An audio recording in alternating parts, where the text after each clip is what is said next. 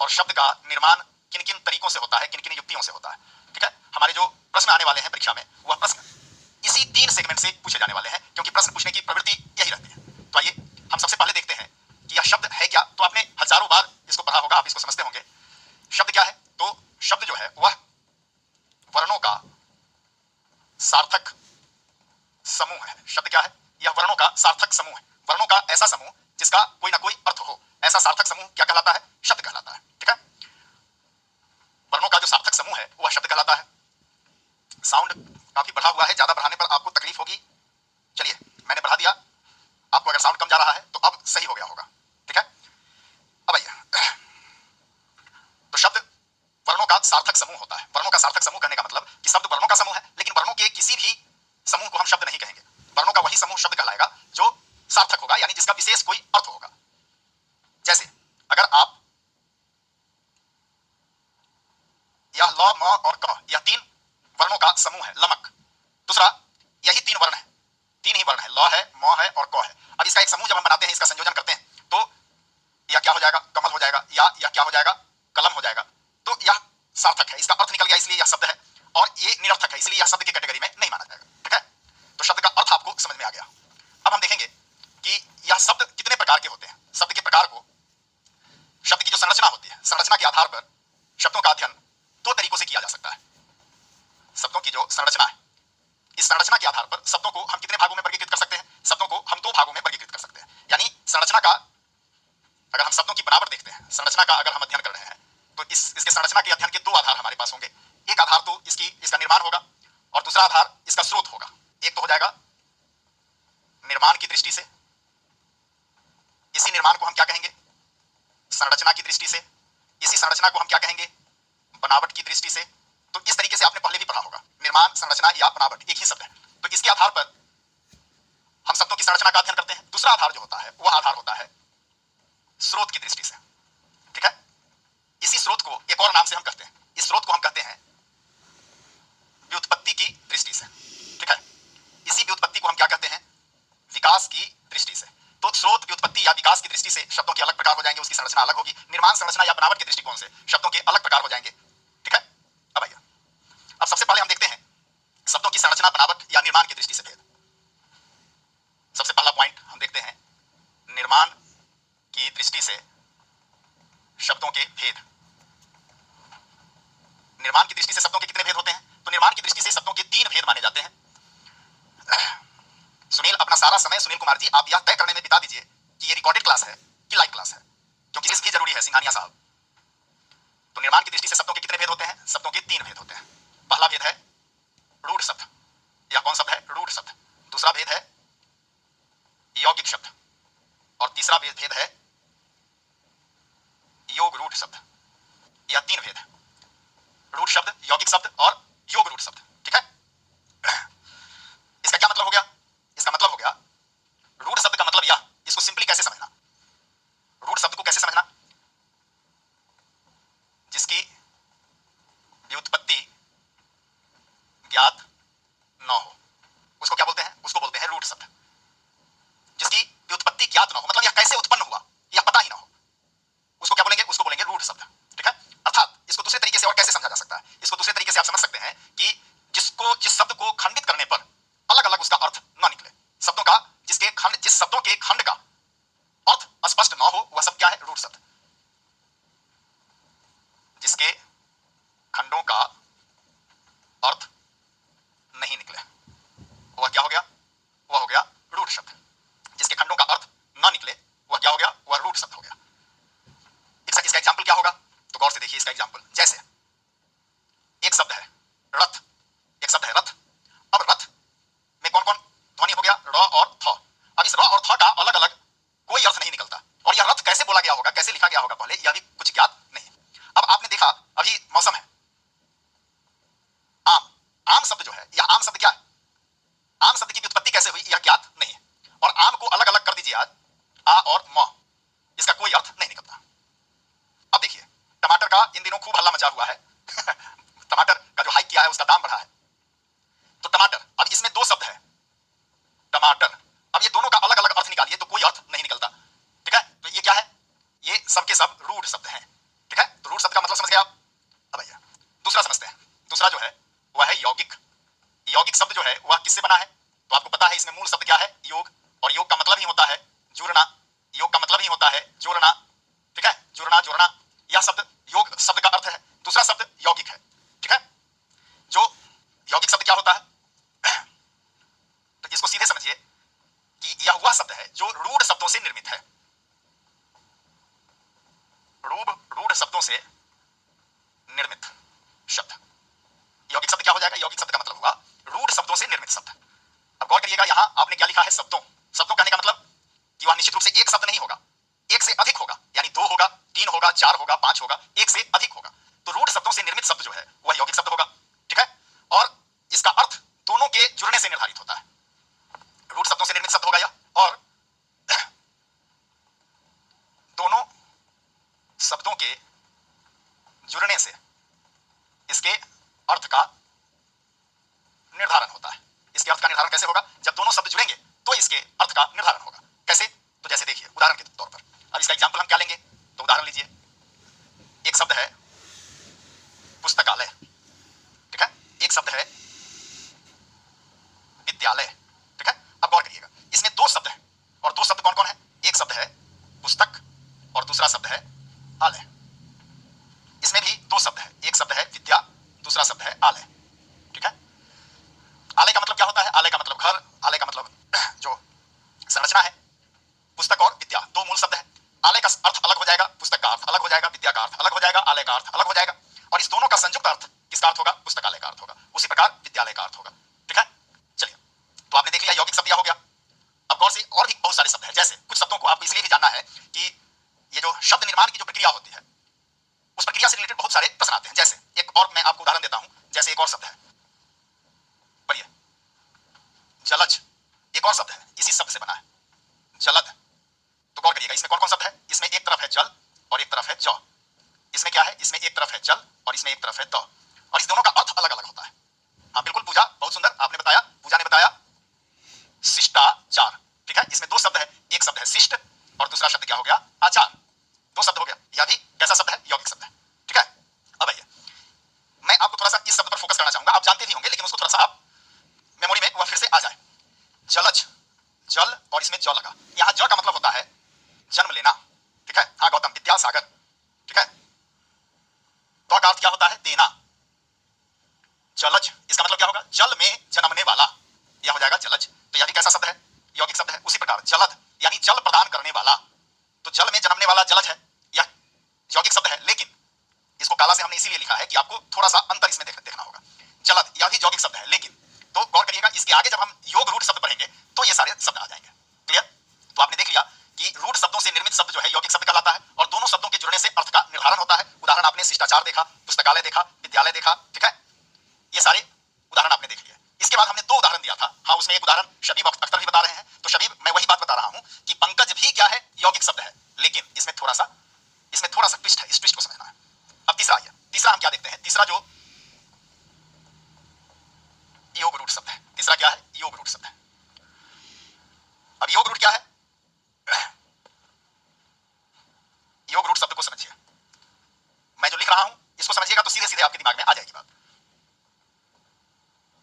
ऐसा यौगिक शब्द जिसका अर्थ रूढ़ हो चुका हो, इसको ऐसे समझिए, इसको ऐसे समझिए। ऐसा यौगिक शब्द जिसका अर्थ रूढ़ हो चुका हो, ठीक है। ऐसा यौगिक शब्द जिसका अर्थ रूढ़ हो चुका हो। करण, आप इसी चक्कर में लगे रहिए, ठीक है, क्योंकि आपके पास जब आप एग्जामिनेशन हॉल में जाएंगे तो आपके पास होता है रूढ़ का शाब्दिक अर्थ होता है स्थिर हो जाना, रूढ़ का शाब्दिक अर्थ होता है अस्थायी हो जाना, रूढ़ का शाब्दिक अर्थ होता है मूलबद्ध हो जाना, एक ही जगह पर स्थिर हो जाना। इसको क्या कहते हैं? इसको रूढ़ कहते हैं। तो मैं समझता हूं धीरज आपने रूढ़ शब्द का अर्थ समझ लिया होगा। इसी रूढ़ शब्द से बना है रूढ़ी, ठीक है। रूढ़ी जिसका मतलब वह सारी चीजें जिसमें हम दिमाग का इस्तेमाल नहीं करते और केवल इसलिए चीजों को फॉलो करते आ रहे हैं क्योंकि हमारे पूर्वजों ने इसको फॉलो किया था, तो उसको रूढ़ी बोलते हैं। या रूढ़ी शब्द जो है रूढ़ से ही बना। तो गौर करिए, रूढ़ का अर्थ समझ गए आप। अब हमने क्या लिखा योग रूढ़ शब्द का अर्थ कि यह कैसा शब्द होगा? तो यह यौगिक शब्द होगा जिसका अर्थ रूढ़ हो चुका है, ठीक है। जैसे अब आइए, किसी ने बताया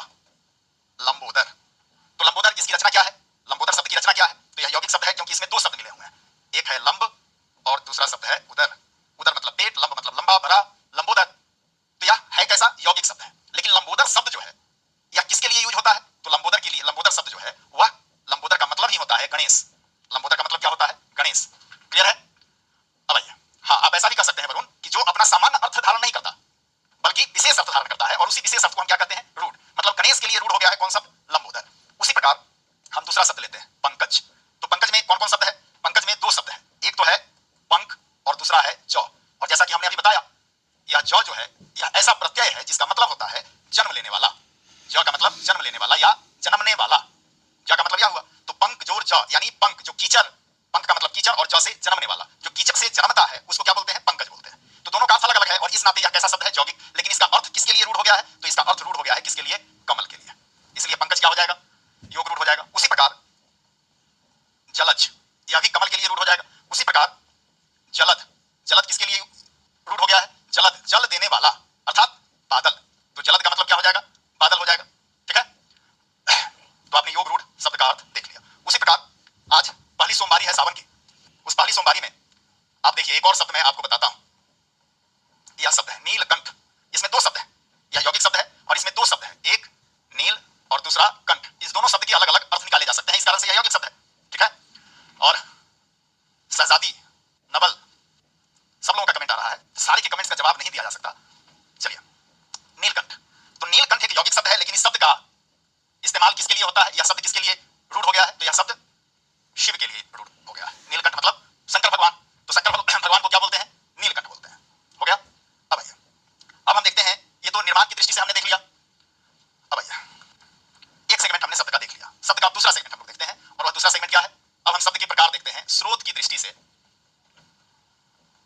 शब्द के प्रकार, तो स्रोत की दृष्टि से जो शब्द के प्रकार है वह कौन कौन प्रकार है उसको देख लें। स्रोत की दृष्टि से शब्द के चार प्रकार निर्धारित किए गए, और वह चार प्रकार कौन कौन है? पहला प्रकार है तत्सम। पहला प्रकार कौन है? तत्सम। दूसरा प्रकार तद्भव। तीसरा देशज, और चौथा विदेशज।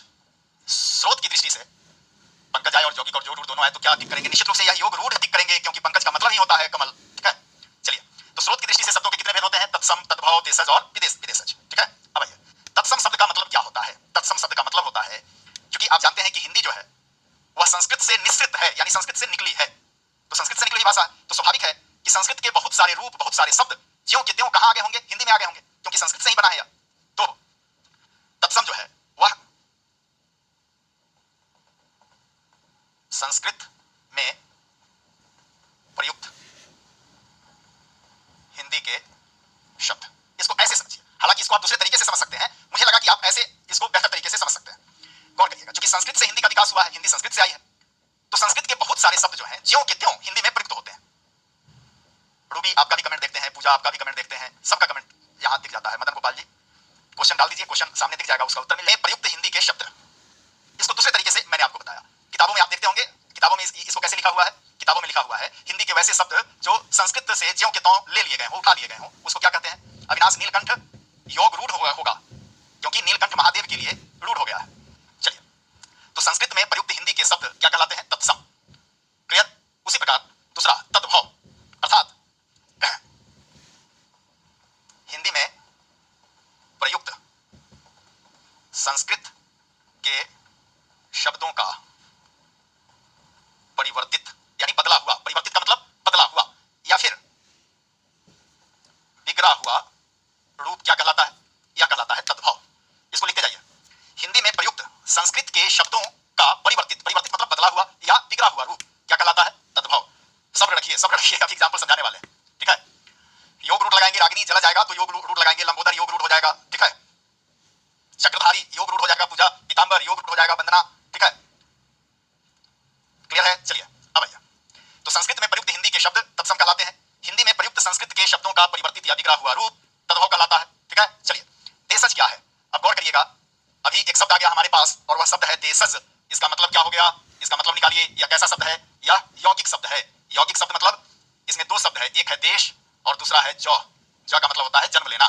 तो देशज का मतलब क्या हो जाएगा? देशज का मतलब ज्ञानंजय कुमार, चलिए श्वेतांबर। ठीक है, देशज यानी देश में जन्म लेने वाला, देश में जन्म लेने वाला। देशज शब्द का अर्थ क्या हो जाएगा? जो देश में जन्म लिया हो, जिसका जन्म देश में हुआ हो, वह क्या हो जाएगा? देशज। क्लियर? अर्थात देशज का मतलब क्या होगा? देशज का मतलब होगा स्थानीय स्तर पर जो प्रयुक्त शब्द होता है वह क्या कहलाता है? वह है देशज। स्थानीय स्तर पर प्रयुक्त शब्द, विदेशज। उसी प्रकार विदेशज क्या होता है? तो विदेशज जो होता है वह बाहरी भाषाओं, यानी जो यहाँ की स्थानीय भाषा नहीं है, बाहरी, तो बाहरी भाषाओं से आगत शब्द, बाहरी भाषाओं से जो शब्द आया है, लिया गया है, उसको क्या बोलते हैं? उसको बोलते हैं विदेशज। तो तत्सम, तद्भव, देशज और विदेशज, यह आपने देख लिया। अब आइए आगे देखते हैं। अब हम इन सबों का उदाहरण देखेंगे। तो उदाहरण में सबसे पहले हम देखते हैं किसका? तत्सम का। तत्सम, तत्सम, तो गौर करिएगा, तत्सम में हम क्या बोलते हैं? जल। तत्सम में हम क्या बोलते हैं? चक्षु। ठीक है, चक्षु का मतलब क्या होगा? चक्षु का मतलब होगा आंख। जल का मतलब क्या होगा? जल का मतलब होगा पानी। उसी प्रकार पुष्प, पुष्प का मतलब क्या होगा? फूल। यह हो गया तत्सम। दूसरा एग्जाम्पल देखते हुए चलेंगे, तद्भव। तो तद्भव क्या है भाई? आपने तत्सम में देखा कि संस्कृत में प्रयुक्त हिंदी के शब्द, तो संस्कृत में जल, चक्षु, पुष्प, यानी हिंदी और संस्कृत में यह समान रूप से प्रयुक्त होता है। उसी प्रकार तद्भव में आपने क्या देखा कि हिंदी में प्रयुक्त संस्कृत के शब्दों का परिवर्तित या बिगड़ा हुआ रूप तद्भव कहलाता है। तो जल का क्या हो जाएगा? जल का हो जाएगा पानी। चक्षु का क्या हो जाएगा? आंख। इसका क्या हो जाएगा? फूल। तो यह क्या हो गया? तद्भव। तो ऐसे बहुत सारे शब्द हैं जो हिंदी में अपने बदले हुए स्वरूप में, परिवर्तित स्वरूप में प्रयुक्त होते हैं, और वो सारे शब्द क्या कहलाते हैं? तद्भव कहलाता है। तद्भव के बारे में एक शब्द समझ लीजिए, इसका एक और मीनिंग समझ लीजिए कि यह हिंदी की अपनी मौलिक शब्द संपदा है। ठीक है, हाँ बिल्कुल अमित। अग्नि जो हो जाएगा, अग्नि हो जाएगा तत्सम, और आग क्या हो जाएगा? आग हो जाएगा तद्भव। या अग्नि क्या हो जाएगा? तत्सम, अग्नि तत्सम हो जाएगा, और आग क्या हो जाएगा? आग हो जाएगा तद्भव। ठीक है, चलिए, तद्भव जो है यह क्या है? कैसा शब्द है? तो यह हिंदी की मौलिक शब्द संपदा है। यह क्या है? यह हिंदी की मौलिक शब्द संपदा है। हिंदी की मौलिक शब्द संपदा है। इस चीज को ध्यान में रखिएगा, क्योंकि आप जब जल कहते हैं, चक्षु, पुष्प या अग्नि कहते हैं, तो आप इसको हिंदी, केवल हिंदी नहीं कर सकते, क्योंकि यह संस्कृत में भी प्रयुक्त हो रहा है। तो यह संस्कृत का शब्द है जिसको हिंदी में इस्तेमाल किया जाता है। लेकिन पानी, आंख, फूल, आग, अगर ऐसा शब्द बोल रहे हैं आप, तो ध्यान रखिएगा कि इन शब्दों का इस्तेमाल संस्कृत में नहीं हो सकता। इसीलिए क्या है? हिंदी की मौलिक शब्द संपदा है। इस चीज को ध्यान रखिएगा, इससे भी एक प्रश्न आता है। ठीक है, चलिए अगला, देशज। देशज का मतलब क्या होता है? देशज का मतलब स्थानीय स्तर पर प्रयुक्त जो शब्द है वह क्या कहलाता है? देशज। इसको अभी हमने समझा है। देश का मतलब ही होता है लोकेलिटी, स्थानीयता। तो स्थानीय स्तर पर जो शब्द प्रयुक्त होते हैं हिंदी में, वह क्या है?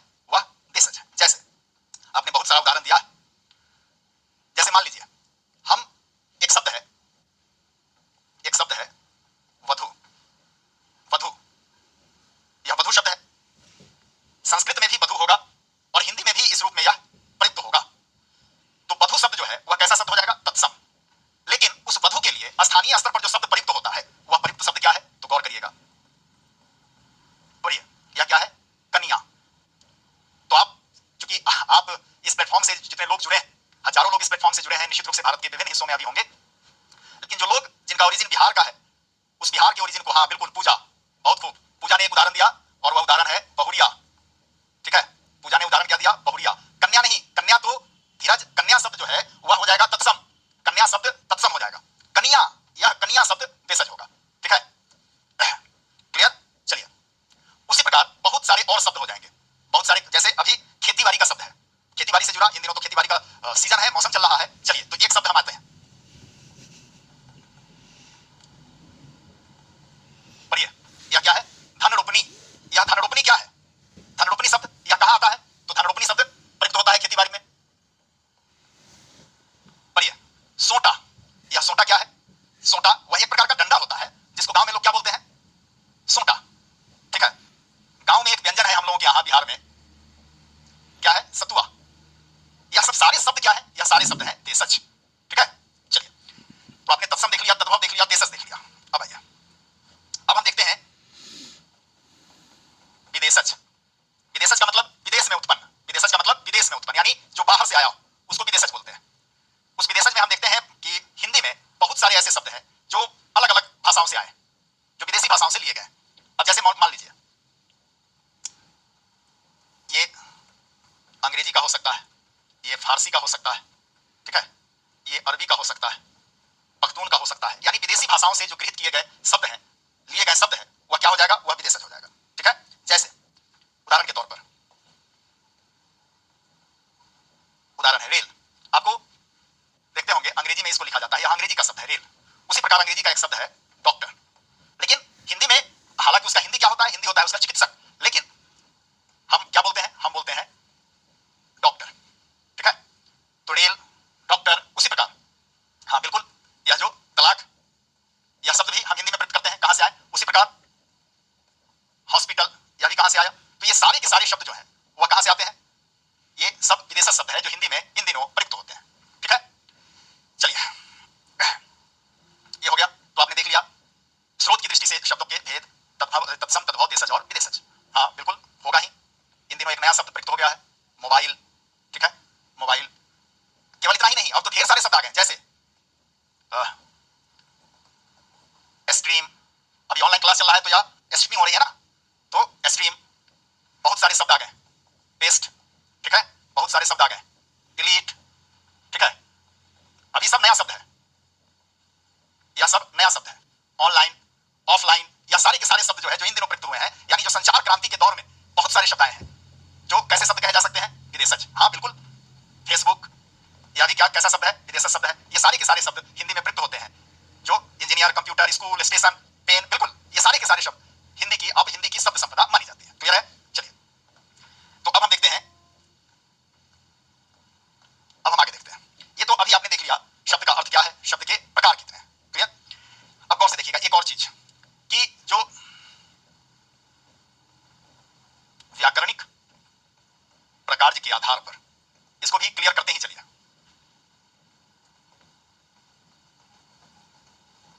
अब हम क्या देखेंगे, यह पॉइंट, व्याकरणिक प्रकार के आधार पर शब्द के भेद। व्याकरणिक प्रकार कहने का मतलब क्या हो गया, व्याकरण में जिसका इस्तेमाल होता है, इसके आधार पर शब्द का जो भेद होगा वह कितना होगा। व्याकरणिक प्रकार के आधार पर शब्द के जो भेद होंगे, शब्द के जो प्रकार होंगे, वह प्रकार 8 है। ठीक है, और इन 8 प्रकारों को 2 समूहों में बांटा गया है। इन 8 प्रकार को 2 समूहों में बांटा गया है। तो गौर करिएगा, 8 प्रकार है और इसके 2 समूह हैं। इसके कितने समूह हैं, 2 समूह हैं। एक है, एक को कहते हैं विकारी और दूसरे को कहते हैं अविकारी। और जो विकारी है उसकी संख्या 4 है और जो अविकारी है उसकी भी संख्या 4 है। अविकारी शब्द और विकारी शब्द। ठीक है, सबसे पहले तो यह समझ ले कि विकारी और अविकारी का मतलब क्या होता है। तो विकार शब्द का मतलब समझना होगा। अब आपको कैसे समझना चाहिए इसको, व्याकरणाचार्य के दृष्टिकोण से इसको ना समझे, एक शिक्षक के दृष्टिकोण से समझे, क्योंकि आप सब शिक्षक हैं। तो गौर करिएगा, विकार का मतलब क्या होता है। यहां इसको ऐसे समझे, विकार मतलब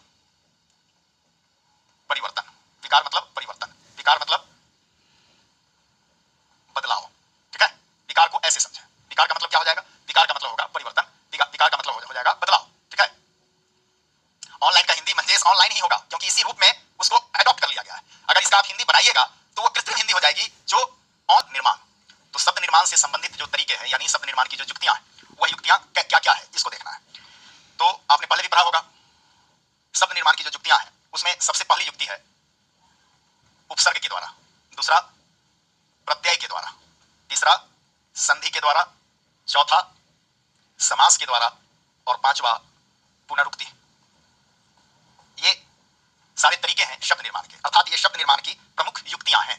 युक्ति का मतलब उपाय, यह शब्द निर्माण की युक्तियां हैं, शब्द निर्माण के उपाय हैं। हिंदी में उपसर्ग के द्वारा, प्रत्यय के द्वारा, हाँ विकार पढ़ा रहे थे कल, हम लोगों ने पढ़ा होगा कि व्याकरणिक प्रकार्य के आधार पर शब्दों के 2 प्रकार हैं, एक विकारी और दूसरा अविकारी। विकारी शब्द वे होते हैं जिनमें विकार उत्पन्न हो सकता है, यानी जिनमें परिवर्तन संभव है, लेकिन अविकारी जिनमें कोई परिवर्तन नहीं होता है, जिसका इस्तेमाल जस का तस रहता है।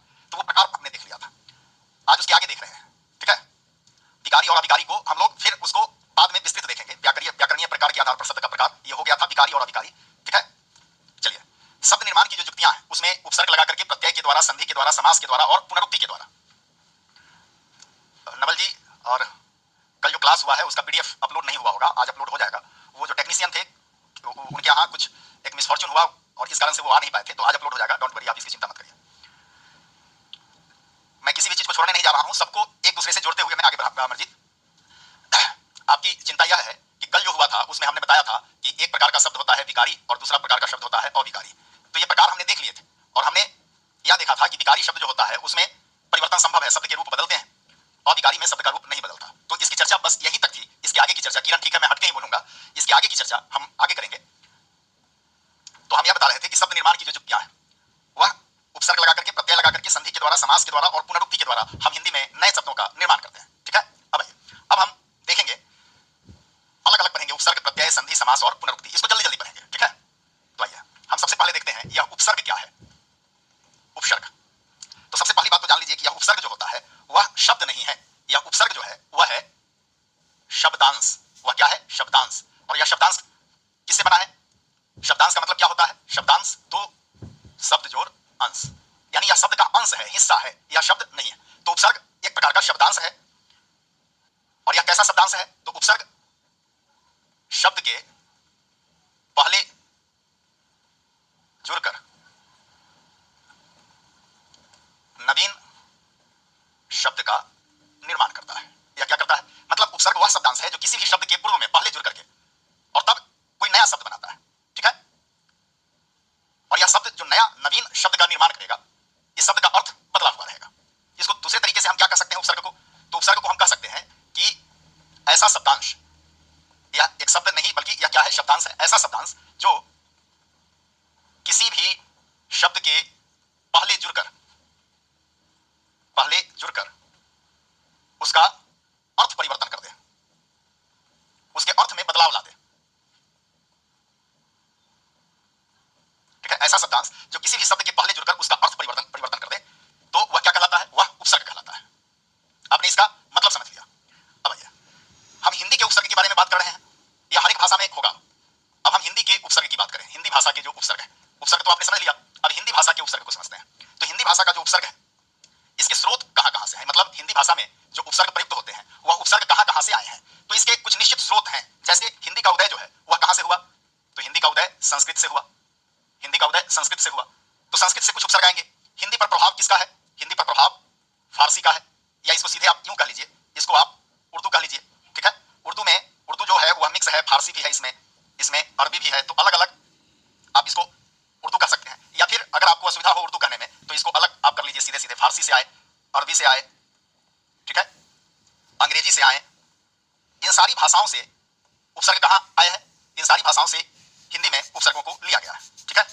और कुछ जो उपसर्ग है वह हिंदी का मूल उपसर्ग है, यानी जो हिंदी भाषा का है, ठीक है। चलिए, और नीतीश आप बहुत पीछे पूछ रहे हैं। यह जिस दिन क्लास शुरू हुई थी उसी दिन यह बता दिया गया था, संस्कृत का बहुत पीछे छूट गई थी। और साउंड बहुत बढ़ा हुआ है, आप लोग कैसे बता रहे हैं? साउंड काफी है और फुल साउंड है। कृपया अपने डिवाइस को एक बार आप लोग रिफ्रेश करें, ठीक है। अब आइए, अब हम देखते हैं संस्कृत। सबसे पहले इसका स्रोत हमने देख लिया। अब हम देखते हैं संस्कृत से लिए गए, हिंदी में प्रयुक्त संस्कृत से लिए गए जो उपसर्ग है उनको। संस्कृत का उपसर्ग जिसका प्रयोग कहां होता है? जिसका प्रयोग हिंदी में होता है। इसकी संख्या लगभग कितनी है? इसकी संख्या लगभग 22 है, ठीक है। इसको एग्जैक्ट नहीं कहा जा सकता, लेकिन इसकी संख्या क्या है? इसकी संख्या लगभग 22 है संस्कृत से लिए गए उपसर्गों की। अब संस्कृत से जो लिए गए कुछ उपसर्ग है उसको हम अभी अर्थ सहित उसका प्रैक्टिस करते हैं और शब्दों का निर्माण करते हैं, ठीक है। तो जैसे एक शब्द है, एक उपसर्ग है अति। यह संस्कृत का उपसर्ग है अति। और इस अति का अर्थ क्या होता है? तो इस अति का अर्थ होता है अधिकता। हिंदी में इसका अर्थ क्या हो जाएगा? अधिकता। अति का अर्थ हो जाएगा अधिकता, ठीक है। और इसका दूसरा अर्थ क्या हो जाएगा? अधिकता का मतलब कि जो लिमिट को क्रॉस करता है, जो सीमा से अधिक हो, उसको क्या बोलते हैं? उसको बोलते हैं अति। तो यह संस्कृत का उपसर्ग है। और इस संस्कृत के उपसर्ग को अगर आप हिंदी में प्रयुक्त करते हैं तो कैसे होगा? तो गौर करिएगा। अब इसका प्रयोग आप देख लीजिए, इस अति का प्रयोग कैसे होगा। तो अति, अति, और इसमें एक नया शब्द मिल गया अधिक। तो अधिकता, अति का मतलब अधिकता होता है, और एक नया शब्द है यहां अधिक। अब यहां क्या हो जाएगा? ये हो जाएगा अत्यधिक, एक्सेस, यानी जरूरत से ज्यादा, सीमा से ज्यादा, लिमिट से ज्यादा, ठीक है। उसके बाद एक दूसरा शब्द लेते हैं हम। उसी प्रकार एक दूसरा शब्द है जिसमें अति प्रत्यय लगाते हैं, और अति उपसर्ग लगा करके अंत में अगर अति हम उपसर्ग लगाते हैं तो इसका क्या उदाहरण परिणाम हो जाएगा? इसको बोलेंगे हम अत्यंत, ठीक है। इसको आप अत्यंत बोलिए, अनुस्वार भी लगा सकते हैं अत्यंत, ठीक है, अत्यधिक। उसी प्रकार एक और शब्द लगाते हैं अति लगा करके, रिक्त का मतलब क्या होता है? खाली, या क्या हो जाएगा? अतिरिक्त, ठीक है। उसी प्रकार एक शब्द है आवश्यक। अब इसमें आप लगा दीजिए अति, तो यह क्या बन जाएगा? यह बन जाएगा अत्यावश्यक, ठीक है। एक शब्द है आधुनिक, और इसमें आप जोड़ दीजिए अति। अब यह नया शब्द क्या बन जाएगा? यह नया शब्द बन जाएगा अत्याधुनिक। तो इस प्रकार से आप अति उपसर्ग के द्वारा विभिन्न शब्दों का निर्माण कर सकते हैं, ठीक है। चलिए, उसी प्रकार एक दूसरा उपसर्ग है, उदाहरण लेते हैं। दूसरा उपसर्ग है, वह दूसरा उपसर्ग है अधि। यह दूसरा उपसर्ग क्या है? अधि। यह भी संस्कृत का उपसर्ग है अधि। और इसका हिंदी मीनिंग क्या होगा? इसका हिंदी मीनिंग हो जाएगा, इसका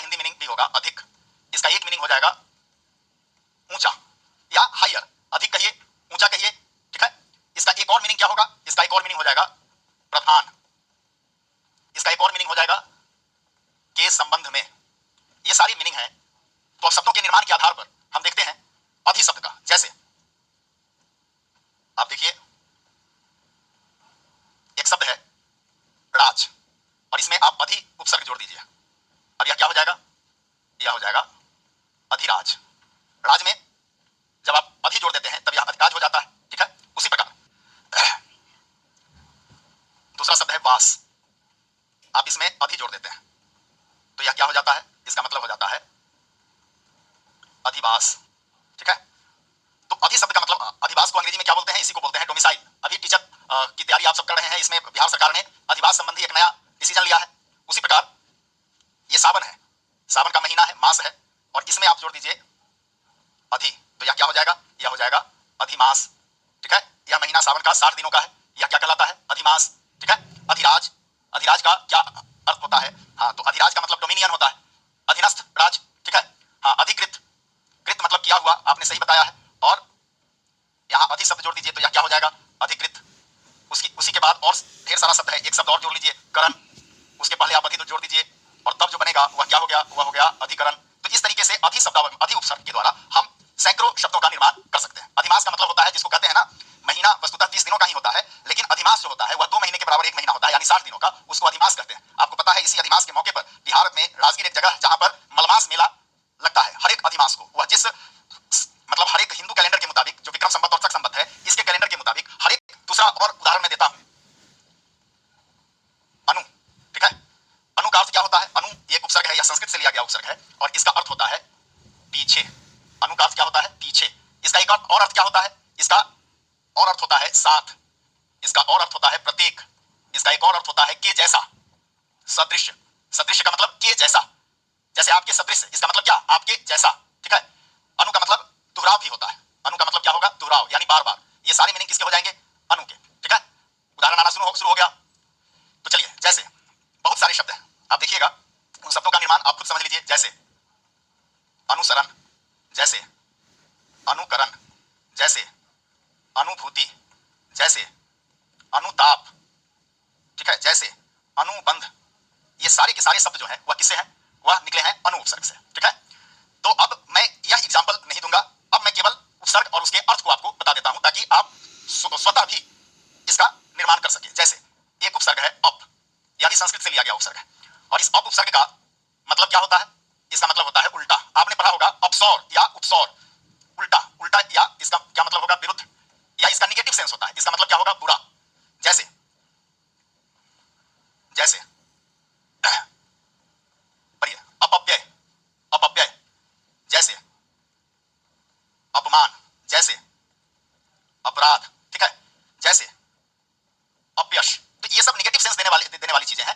ठीक है, इसका मतलब क्या हो जाएगा, चलिए उसके बाद एक दूसरा अपि, और इस अपि शब्द का मतलब क्या होगा, इस अपि शब्द का मतलब होगा निकट। अपि शब्द का मतलब क्या हो जाएगा, अपि शब्द का मतलब हो जाएगा निकट। ठीक है, उसी प्रकार जैसे इसमें अपि शब्द से क्या हो जाएगा, अपि शब्द से जो शब्द बनेगा, जैसे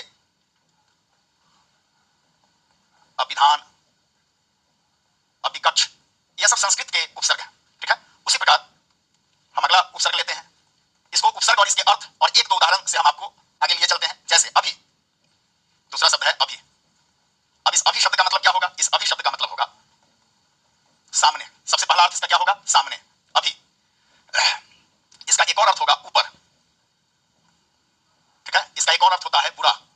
तो अभि के कई अर्थ होते हैं। ठीक है, जैसे इसी से बना हुआ कुछ शब्द मैं आपको दे रहा हूं, अभियोग। योग शब्द में क्या जुड़ गया, अभि, तो यह क्या बन गया, अभियोग। ठीक है, उसी प्रकार अभिलाषा, अभिलाषा, उसी प्रकार अभियुक्ति। आप गौर करिएगा, आप अगर शिक्षक हैं तो रजिस्टर पर जो आप सिग्नेचर करते हैं वो आप सीधे सिग्नेचर बना दिए, लेकिन आपके जो उच्च पदस्थ पदाधिकारी होंगे वो उस पर अपना कमेंट लिखेंगे, उसको क्या बोलते हैं, उसको बोलते हैं अभियुक्ति। बहुत सही आ रहा है शब्द आपके बीच से, अभियान। ठीक है, उसी प्रकार एक और शब्द है अभिसार। यह सारे शब्द अभि प्रत्यय उपसर्ग लगा करके बने हैं। चलिए उसके बाद दूसरा उपसर्ग है, और दूसरा उपसर्ग है अब, और इसका अर्थ क्या होता है, इसका अर्थ होता है न्यूनता। न्यूनता का मतलब कमी, न्यूनता मतलब कमी, अव।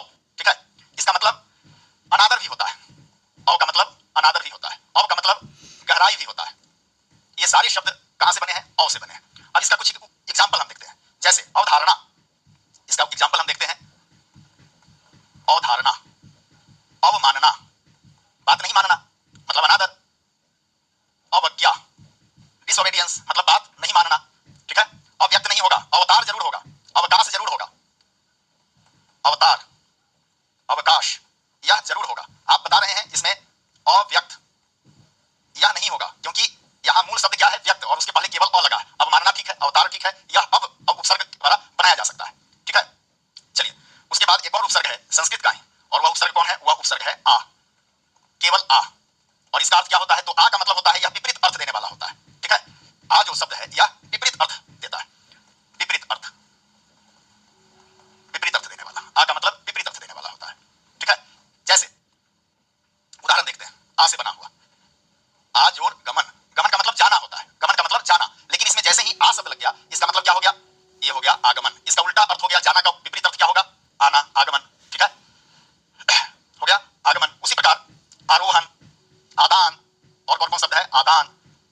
मतलब होगा दान, लेकिन कोई लेना, इसका मतलब क्या होगा? आदान। उसके बाद आरोहण, ठीक है, या आ उपसर्ग से बना हुआ है, ठीक है। चलिए अब आ के बाद एक और है दूसरा, ये सब संस्कृत का है, ये है उत, त हलंत उत, या फिर इस ध्वनि को हम उद भी बोलते हैं, उद या उद। और इसका मीनिंग क्या होता है? यह संस्कृत उपसर्ग है और इसका मीनिंग होता है प्रबलता। प्रबलता करने का मतलब अधिकता, मजबूती, ठीक है। इसका मतलब होगा ऊपर, प्रबलता, ऊपर, अधिकता। इसका मतलब क्या हो जाएगा? इसका एक मतलब दोष से भी होता है। तो इस उपसर्ग से कौन कौन शब्द बनेगा? तो जैसे उत्तीर्ण, एक शब्द क्या बनता है इससे? इससे एक शब्द बनता है उत्तीर्ण, उत्त जोर तीर्ण, उत्तीर्ण हो गया। उसी प्रकार बहुत बेहतर आप बता रहे हैं, उद्भव, ठीक है। उत्थान, उत्थान, यह सारा शब्द किससे बनेगा? उद प्रत्यय से बनेगा।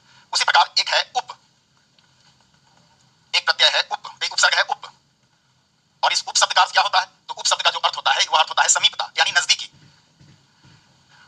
समीपता। इसका एक अर्थ होता है व्याप्ति, इसका एक अर्थ होता है कमी, न्यूनता। ये सारे अर्थ उपसर्ग के होंगे, ठीक है। और इस तरीके से कुछ शब्द, जैसे इससे निर्मित शब्द आप देख रहे हैं, उपनयन, उपनयन, ठीक है। उसी के बाद उपगमन, उपकार, उपगमन, उपकार, उपमंत्री, यह सारे शब्द जो है वह उपसर्ग से लगा हुआ है। उसी प्रकार उपयोग बिल्कुल सही है, उपहार बिल्कुल सही है, ठीक है।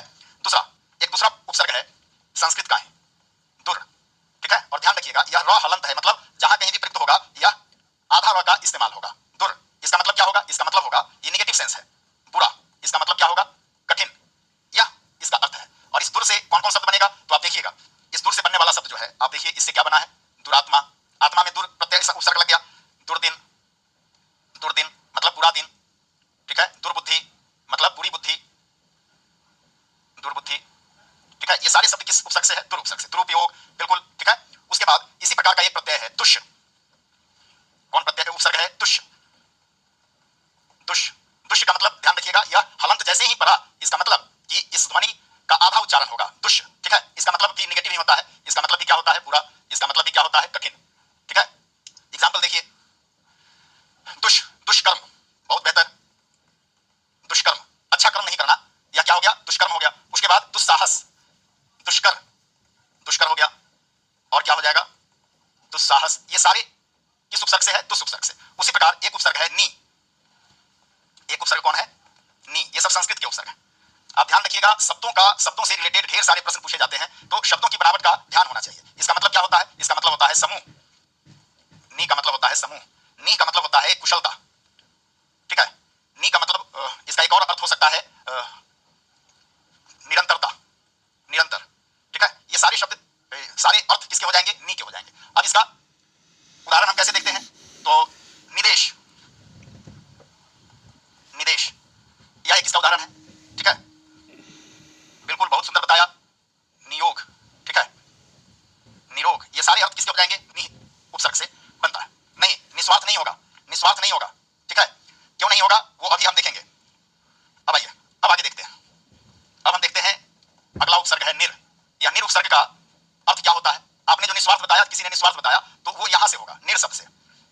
इसका मतलब होगा निषेध, इसका मतलब होगा रहित, इसका मतलब होगा बाहर, ठीक है। ये सारे शब्द होते हैं निर के। तो इसका मतलब क्या हो जाएगा? इससे बने हुए शब्द क्या हो जाएगा? तो आप गौर करिए, निर्भय, अगर हम बोलते हैं ना निर्भय, हम बोलते हैं निर्वास, ठीक है, हम बोलते हैं निस्वार्थ, ठीक है। ये संधि का नियम है, इसलिए यह निस्वार्थ बनेगा।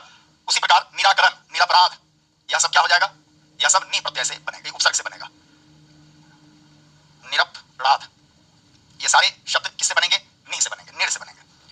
अगला उपसर्ग, तो अगला उपसर्ग जो है वह है निस, निर हो गया। अब आइए, अगला उपसर्ग इसी प्रकार का है निस। अभी दुस देखा था हमने, अब हम देखेंगे निस। निस का मतलब क्या होता है? तो निस का मतलब होता है, इसका मतलब भी यही होता है जो ऊपर आपने लिखा है, निषेध, इसका मतलब भी रहित होता है, इसका मतलब भी बाहर होता है। ये सारे मीनिंग ये हो जाएंगे, ठीक है। अब निस उपसर्ग से कौन कौन बनेगा? तो निष्काम, निश्चल, इससे कौन कौन बनेगा? तो आइए, आपने इसको देखा, निष्काम, निश्चल, निश्चल, और एक दूसरा और शब्द है निश्चल। यह दोनों शब्द का अलग अलग अर्थ होता है, निश्चल और निश्चल, ठीक है। उसके बाद एक और उपसर्ग है प्र, और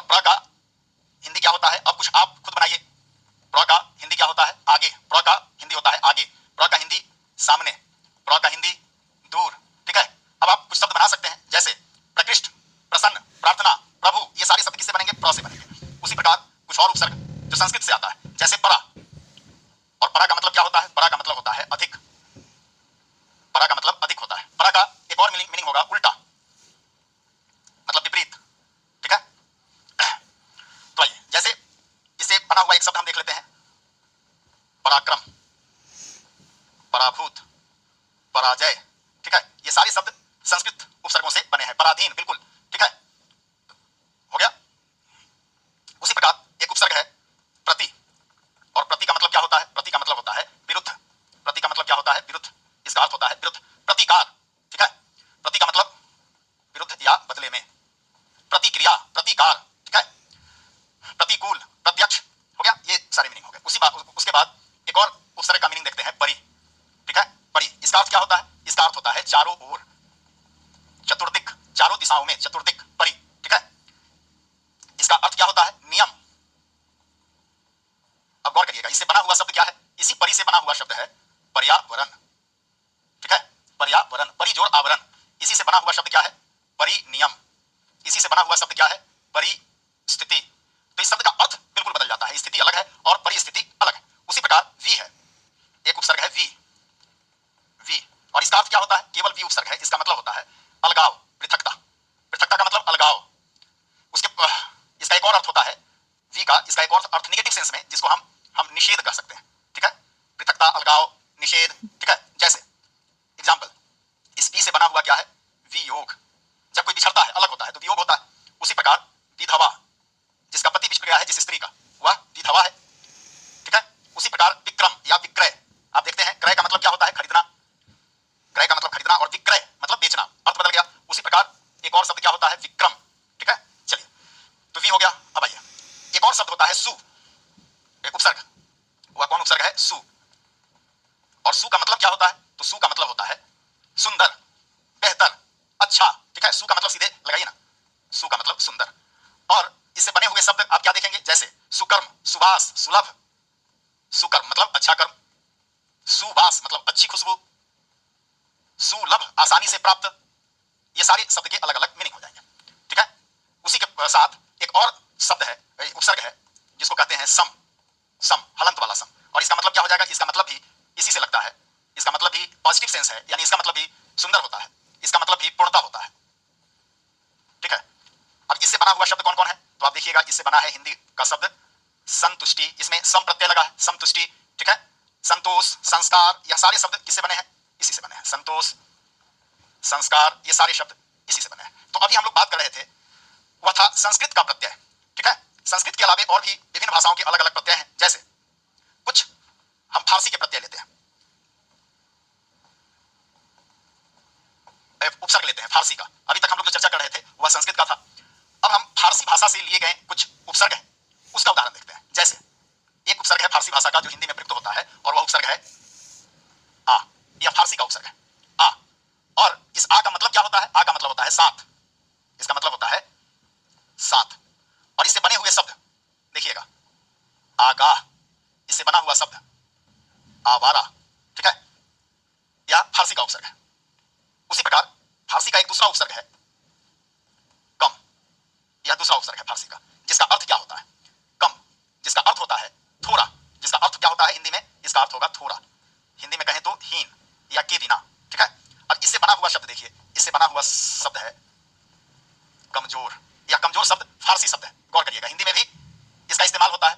उसी के तरह हम देखते हैं कमसीन, कम अक्ल, जिसका अक्ल कम हो, कम अक्ल, कमसीन, कमजोर, ठीक है, कम उम्र,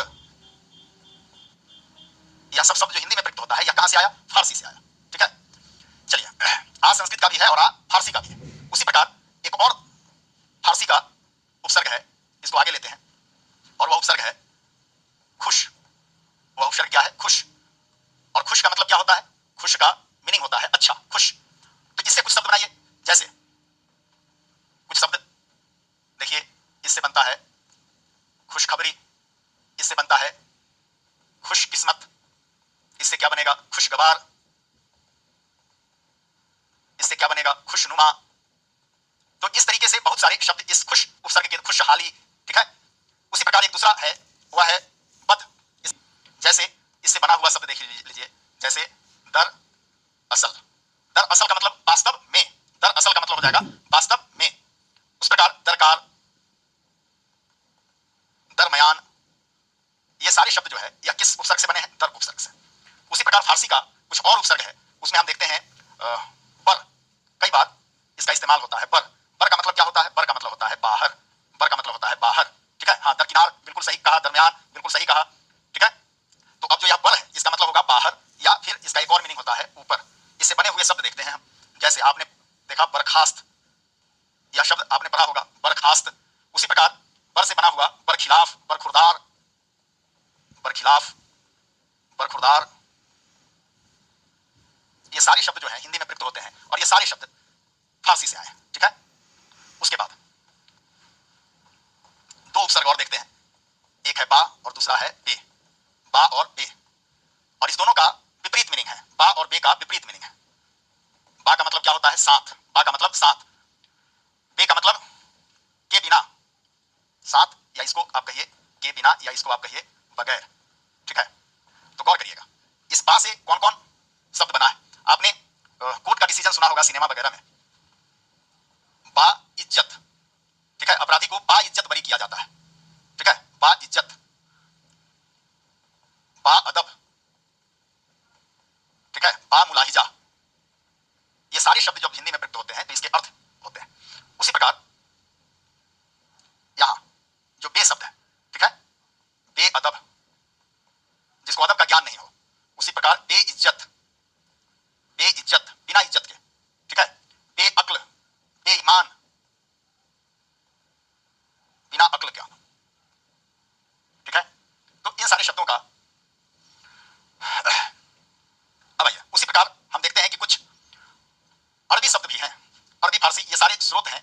तो उपसर्ग का बहुत सारा उदाहरण है, जैसे कुछ एक दो अरबी शब्द ले लेते हैं एग्जाम्पल में। अरबी, तो अरबी का एक है अल, एक उपसर्ग क्या है? अल, अल, और इस अल का मतलब क्या होगा? इस अल का मतलब होता है निश्चित, अल का मतलब होता है निश्चित। अब इससे बना हुआ शब्द, इसका मतलब होता है अलबत्ता, अलमस्त, अलगरज, अलमस्त, अलबत्ता, ये सारे शब्द जो है वह कहां से हैं? अरबी के, ठीक है। चलिए दूसरा, अब यह पूछना विशाल कि फारसी के कितने उपसर्ग होते हैं या अरबी के कितने उपसर्ग होते हैं, यह इसका कोई निश्चित संख्या नहीं है, क्योंकि शब्दों का व्यवहार रोज होता है और शब्दों में रोज नए प्रयोग होते हैं, ठीक है। तो अब आइए एक दूसरा शब्द इसी प्रकार का है अरबी में, उसको कहते हैं एन। क्या कहते हैं? एन। और एन का मतलब क्या होता है? एन का मतलब जो होता है वह होता है सटीक, सटीक। अब इसका एग्जाम्पल देखिए, इसका एग्जाम्पल है एन वक्त, मतलब ठीक समय पर, एन वक्त कहते हैं ना, एन वक्त या एन मौका, एन मौका बोलते हैं, यानी ठीक मौका पर। तो इस तरीके से हम लोगों ने अरबी भाषा, अरबी के उपसर्ग जो हिंदी में प्रयुक्त होते हैं उसको देख लिया। तो इसका स्रोत जो है वो अरबी है, फारसी है, या कुल मिलाकर के उसको उर्दू कह लीजिए, और अंग्रेजी है, ठीक है। आप लोगों को इसमें इतना करना है कि उपसर्गों का जो अर्थ है यह आपके ध्यान में रहे, और इससे संबंधित जो शब्द निर्माण होते हैं वो आप अपने तरीके से उन शब्दों का निर्माण कर लें। बस इतना ही पर्याप्त होगा। प्रैक्टिस के लिए आपको प्रैक्टिस सेट का जो पीडीएफ है वह आपके ऐप पर उपलब्ध